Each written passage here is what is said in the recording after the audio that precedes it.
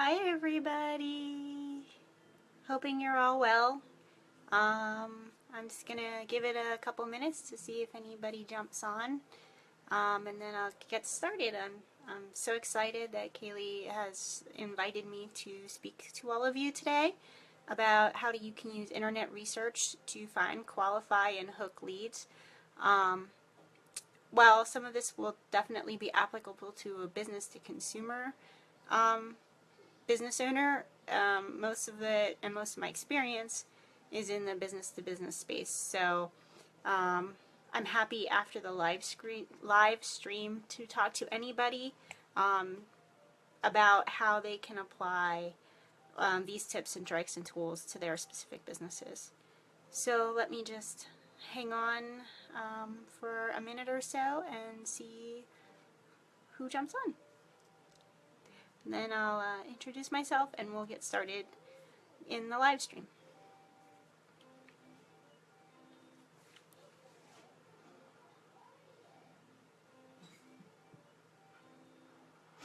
I'm hoping that you're all having a great day and that it's, Friday, so yay.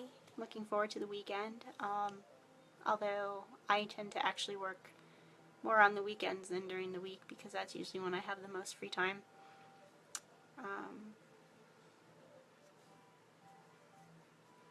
But it's exciting.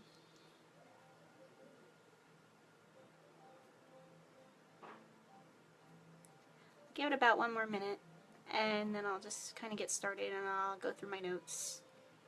And hopefully people who can't jump on live can catch the replay.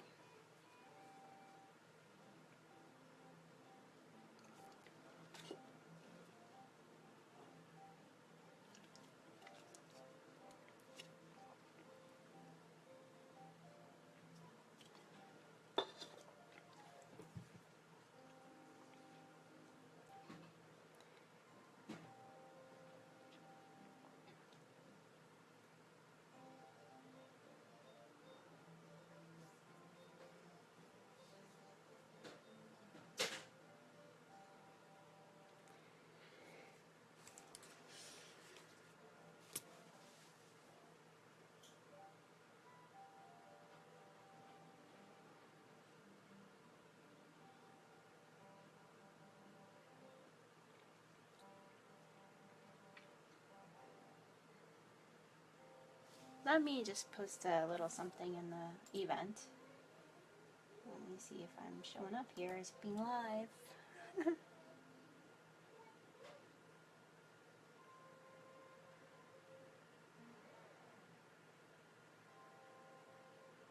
Oh, there I am.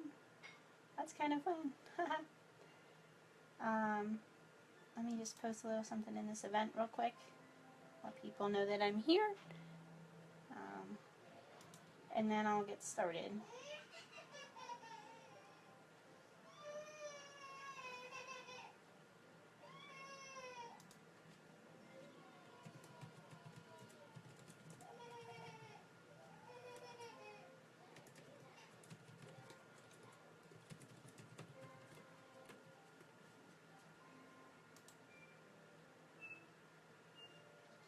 Alright, well I'm just going to get started since it's about 12:04. I'm just going to assume that a lot of people are going to catch this on replay, and that's totally cool. I completely get it. So let me start out by talking about a little bit about me. My name's Jennifer Wegman, and I am actually now, after a recent pivot in my business, a business development strategist. So what I do is I do business development consulting and coaching to help service-based entrepreneurs grow and nurture their networks. I help them get visible in front of the right audiences at the right time, target the right leads for them, and help them find and build relationships with potential clients, referral sources, and collaborators who could really help them further their business and who they could also help and provide value to. My background is I spent 7 years working at a large regional law firm in the business development department, and I'm also was a licensed investment banking analyst with this FINRA Series 70, 79 and 63 license. So I've worked on a number of commercial, industrial, and services deals in the millions in various industries. So I really think that this is a great fit for me. Part of that job obviously was doing a lot of internet research and data analysis to help the law firm and the investment bank on their deals and on their business development pitches. So I would research companies, people, and industries so that the lawyers could create personalized pitches for the leads that they were trying to develop. In an investment bank, I would do the industry overview section and generate all the buyer investor lists for the deals that we were working on. So first, we're going to talk about finding leads. Most of this, what I'm talking about, is actually going to be applicable in more of a B2B space versus a B2C space, business to business versus business to consumer. But you can take a lot of what I talk about and apply it to the consumer space. And if you are specifically in a oh, sorry, Kaylee, I wasn't sure if I was supposed to be in the event page or in the live page, so I'll definitely save it. My bad, I apologize. So for the business to business space, for the finding leads, there are a number of like go-to places for finding some leads. One of those is professional associations, especially professional associations that have member directories. So, like if you're looking for somebody like me, if your target is an information professional, I have an association that I'm a member of called AIIP.org, and there's a really great member directory there.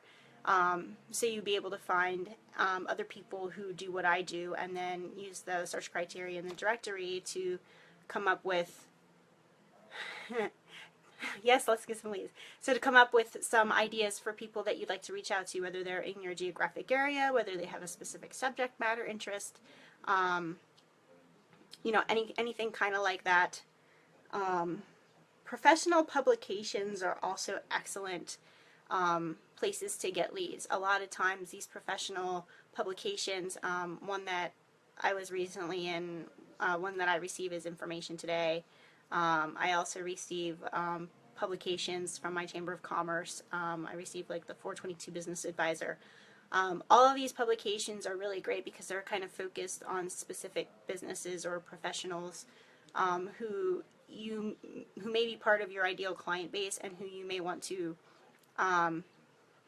target in the fact that you may want to get to know them and start building relationships with the people at these businesses, because either they could provide an opportunity for collaboration or an opportunity to refer you to other people who might be your ideal client even if they aren't.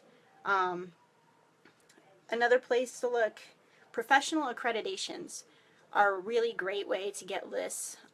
When you're in a profession that's kind of regulated, like say like your ideal client, if you're a coach and your ideal client is a therapist, you can go to the licensing databases for therapists, and you can get information on who's licensed as a therapist in your geographic area. Recently, I've actually been helping Lindsay Nelson, who's in the Lit Up and Loaded Entrepreneur and a couple other groups that I'm in. She's been targeting cold leads to send her a really great Opportunity Unlocked program to. And I've been helping her research. We actually were able to find a really cool contact at Google. She's also been able to find contacts like principals at schools by going to like the Department of Education and other government agencies, because all of those, in addition to professional accreditations, there's also government agencies and licensing boards. So if your target is lawyers, you can go to the state bar. You can go to different associations for lawyers or different membership associations. So those are always like your top really great places that you can go. Another really fun and unique place that I really like is a local business journal. Every year, local business journals, like in your geographic area, tend to publish like fastest growing companies or top health employers or top consulting firms, top colleges. And also they do like special things like 40 under 40, so the 40 people under 40 who you should be watching. So if there's someone on that list Kaylee says, associations are smart. Do you just message them direct? Um, Associations, if they have a membership directory online, you can usually get the member names that way. There are some backdoor techniques that may help you get member information when there's no directory online. And that kind of, sometimes what I was going to talk about also is conferences. So like if you're a professional association, like say I'm going to use AIIP.org or SCIP, the Strategic and Competitive Intelligence Professionals, which I'm also a member of. Every year they have a conference. So when they have the conference, they have an attendee list. So a lot of times if they don't have a public membership directory, you may be able to kind of backdoor into finding out who's a member of that by looking for an attendee list through Google. And there's some specific different search techniques, and I can make a note of that to post that in the event.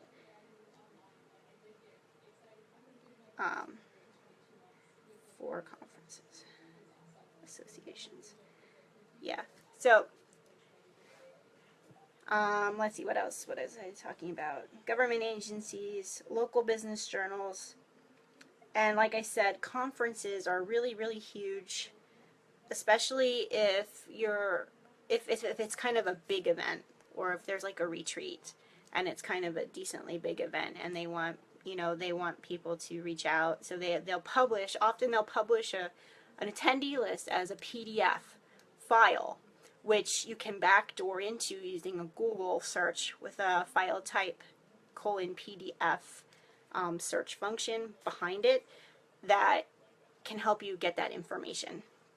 And a lot of times those lists are phenomenal because not only do they have the name, but they would also have the title. And they would also have, and this is something everybody always wants, is an email address. So rather than busting your butt looking for an email address on an individual basis, you can get these lists, and then they can be used to do that, to get you the emails. But what I'm going to do for you guys is I do have an instruction sheet on how to find email addresses. As an investment banking analyst and being the person who generated leads for our deals on companies that we were selling, a big part of my job was finding companies to contact, finding the appropriate person at the company to contact, and then trying to find an email address. And some companies are really great because they want you to find them and they want you to contact them, and some are not. So sometimes it was a bit of a challenge. So I got a really, really great method for you to find domain, like Jennifer at insightinfosolutions.com, which is my email. So there's tricks that you can use to find out domain emails of professionals, like if they have a website, through Google. Like you can do like a search for, say you were looking for me, Jennifer, and then in parentheses you would put Jennifer email parentheses at insightinfosolutions.com. And then hopefully my email would pop up. So I'm going to send that to you guys in the group, in the event file, so that you can learn how to find emails. And the great also thing is, what I've learned over the last 7 years is that emails basically follow 2 or 3 formats. So if you're able to find one email for a company, you're probably going to be able to derive an email for another person at that company based on the format. So like at my old law firm, we used an initial format. So my initials were, ironically, JLB, which is my maiden name, Jennifer Lynn Brown, at mylawfirm.com. And so what you could do is then if you wanted to reach somebody else at my law firm, you would just find out what their name was and just create their initials. The other two common, most used email formats are like, say, jwegman at, or jennifer.wegman at the company. So you're welcome, Kaylee. I'm enjoying this. It's a lot of fun.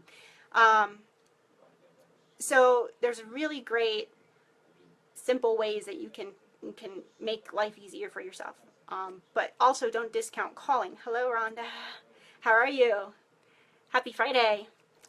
So don't discount calling. I've had to do that a number of times, especially when you're talking about like an executive. You have to get through their assistant before you can get to them. But there's also a backdoor way to that, is being like, hey, I was trying to reach Mr. Phillips. I have an email here for him, but it bounced, and I just wanted to confirm that it was the correct email. So then you're saying, say I have an email of Jennifer Wegman at insightinfosolutions.com, and so I'm going to say, oh, well, that bounced.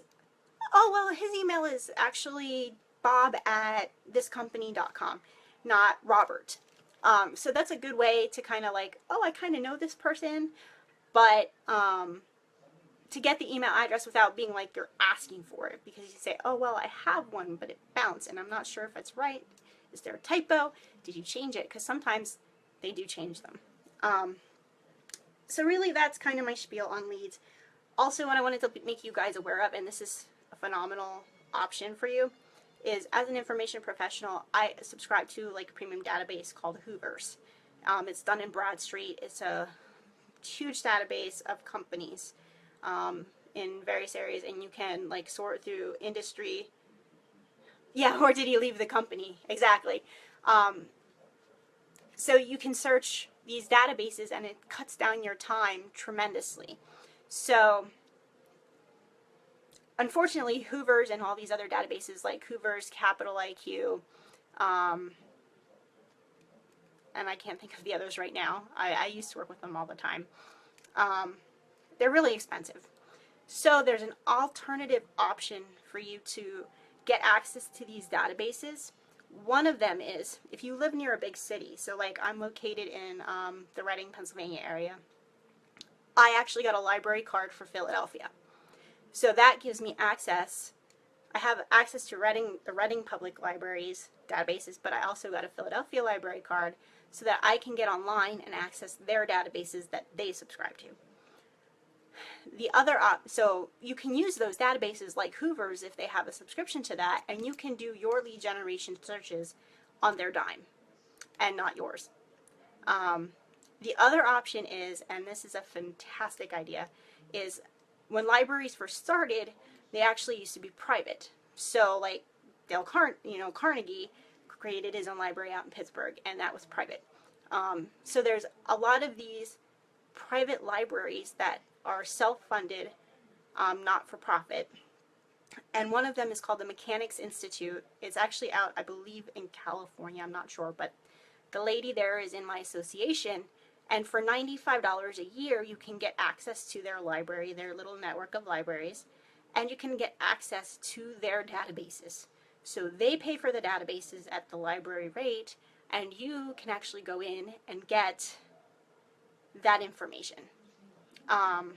And so you can go in and you can use those databases and then get the data from them. The only caveat, and this is only because I haven't researched it, is I don't know how the exporting works. It's because if you're logging into the database on their login, I don't know if you're going through their system into the database or if you're going into the database directly. So if you want to export, say, to Excel, you generate a list of 20 companies that you want to go after, and you want to export that to Excel. I don't know what the capability is to do that. So that's something that you would have to take a look into or contact the library to find out, what your access is. But they also have other really great databases for business, for industry information, for Reference USA, I believe, is an individual kind of database where you can find people. They also have like databases with analyst reports and all great stuff. Thank you, Kaylee. So that's finding leads.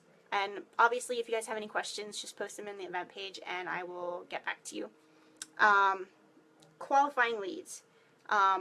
Basic qualifications for leads.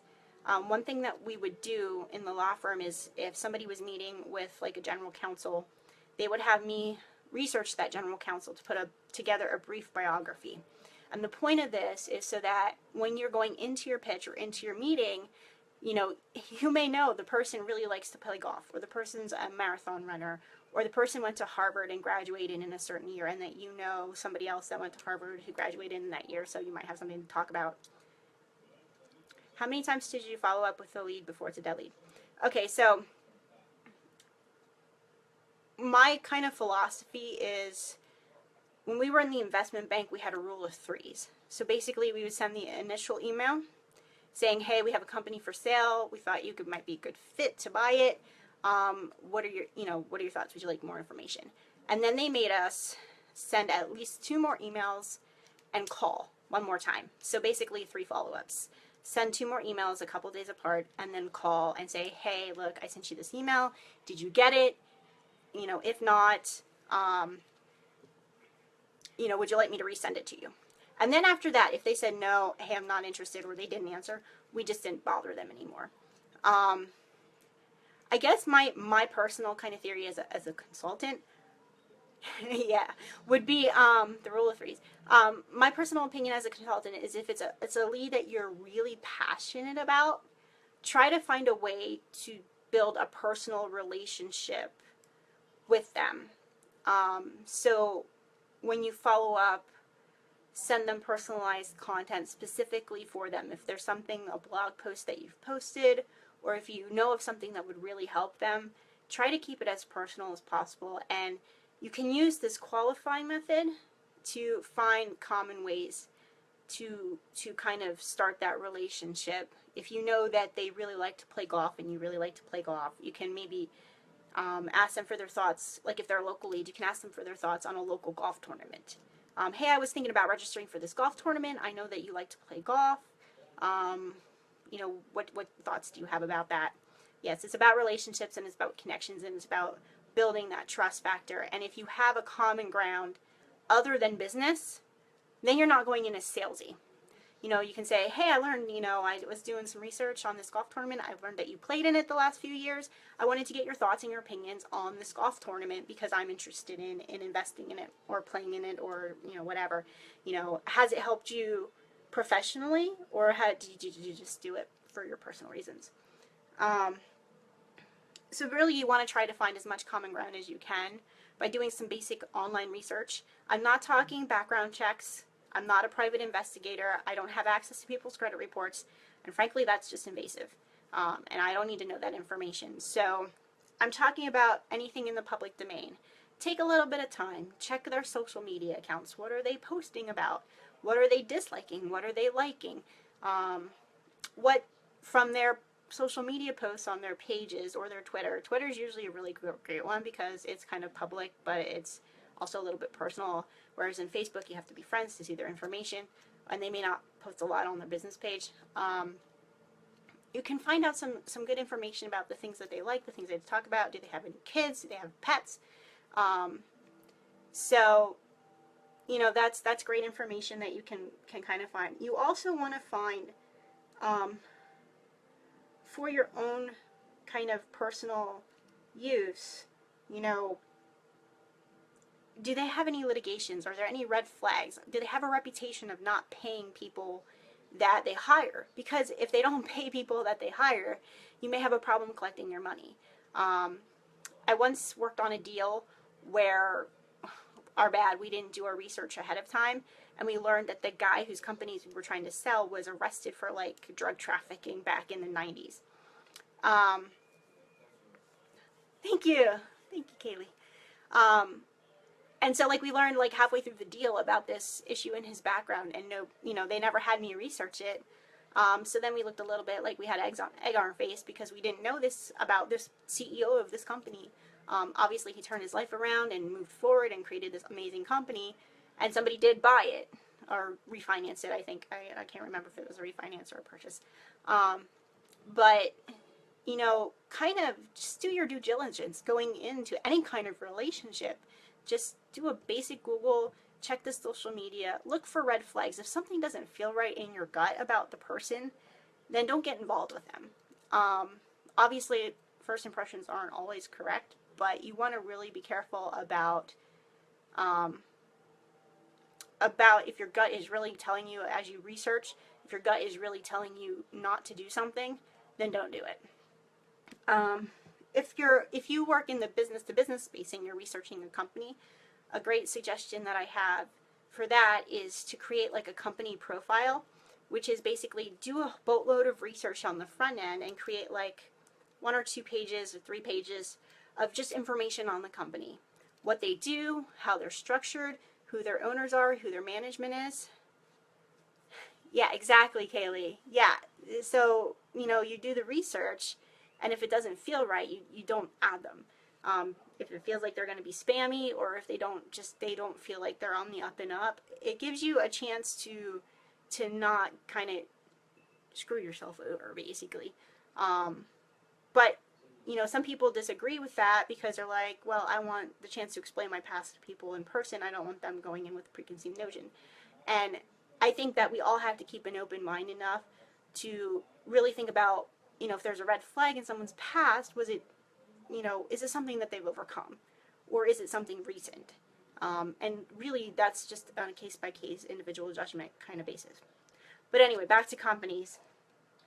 Put together a profile, and then you can update it every 6 months or once a year, just to kind of keep it current, and then update the management information and the financials and all that stuff, so that you have that information in some report. That way, if your business grows and you need to get somebody else on your team up to speed on that company, you can give them that profile, and they can read it really quickly and kind of learn about that without having to kind of reinvent the wheel and go back and do all the research themselves. Some great sources, and I'm going to post these in the event page, for qualifying leads. Toddington International is an Austin called Open Source Intelligence. It's a company based, I believe, in Canada that does training for law enforcement on investigations. And they have a page that's full of free resources of places that you can look to, places that you can look to research people and companies and subjects and various things. So that's an amazing resource. I use it all the time. It's my time-saving hack. And the other one for researching people is the Helen Brown Group. If you go to their website, they'll have resources because they do prospect research, which is basically they work with nonprofits and colleges to prospect on who would be able to give large donations to a university or a foundation. So they're looking at wealth indicators. Does the person own a yacht? How much is the value of the real estate the person has? All that kind of stuff. Would they be able to give a large gift? So they have amassed an arsenal of sources on researching people, where you can check for the wealth indicator information, but also some of the information that I talked about: professional licenses, real estate tax assessments, any of that kind of stuff. So I will post that link as well for you guys. And finally, last, I know I'm kind of running long here. You can learn a lot once you qualify the leads and you kind of get the meetings with them. You want to be able to give them really personalized content, and you want to be able to kind of draw them in through building a relationship with them. And the way that you can do that is by learning as much as you can about what they do and about their industry and what their pain points are. So some great places to find industry information are the large consulting groups like Boston Consulting Group, Bain, McKinsey, Ernst & Young, Deloitte. They often put out periodic reports on different industries. So say if your target audience is, say, financial planners and your virtual assistant financial planners, you can look in Ernst & Young's website and pull up their reports, their latest quarterly report or yearly report on the state of the financial planning industry. So then you know better how you might be able to help your ideal client by finding solutions for the pain points or trends that are happening there. Investor presentations of big public companies in a space. So I can't really think of a example right now, but I've used those a lot because they give a lot of really great industry overview information when I worked on deals. Especially say in the pharmaceutical industry, there's a lot of public companies in that space, and they need to keep their investors updated all the time on the state of the industry and the state of the competition and who the large competitors are. So you really, really, really need to benefit from taking a look at those especially like a big thing right now is hospital consolidation. So if you work with people in the hospital industry or the healthcare industry, you know, how is consolidation affecting their businesses? Um, Again, industry publications and industry associations. Um, the point of the whole thing is that you want to be able to do your research to become really knowledgeable on the industry of the person, of your ideal client, so that you can provide them with amazing content and value, so that you can help build that relationship and build that connection. And that's what I kind of promote with my clients, is pointing them to some awesome resources through the time that I've been doing this research and analysis for the investment bank, to really give them some great ideas and great personal content that they can use to build that trust, the like no trust factor, which was what we all really want. So that's about all I have. I will post the resources that I talked about in the event page, and I will save this video and have that to share with you guys as well. I apologize for not going in the live event page. I wasn't sure that I was supposed to do. Oh, thank you so much. I'm so glad that you're getting great ideas. And also, you know, if you want to run something by me, just message me. You know, I'm available. Just shoot me a message and say, hey, you know, you talked about this. I just wanted to get a little bit more information. I'm more than happy to share my information with everyone. And also, yeah, so obviously. So I think that's about all I have. Does anybody have any questions? I know there's 3 of you hanging on here. We were up to 8, and now it's about down to 3, and I don't want to take up too much of your time. If you don't have any questions, then I'm going to probably sign off, but you can post questions in the event page, and I'll come back and answer them as well.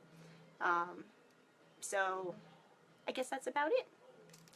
Thank you so much, Kaylee, for this opportunity. I really appreciated it, and I hope that you got a lot out of it and that your members will get a lot out of it. I love this group. I love everything it stands for, and it's such a great space to be.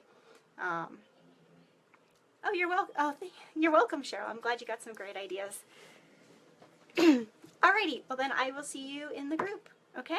Have a great rest of the day and a great weekend. Bye.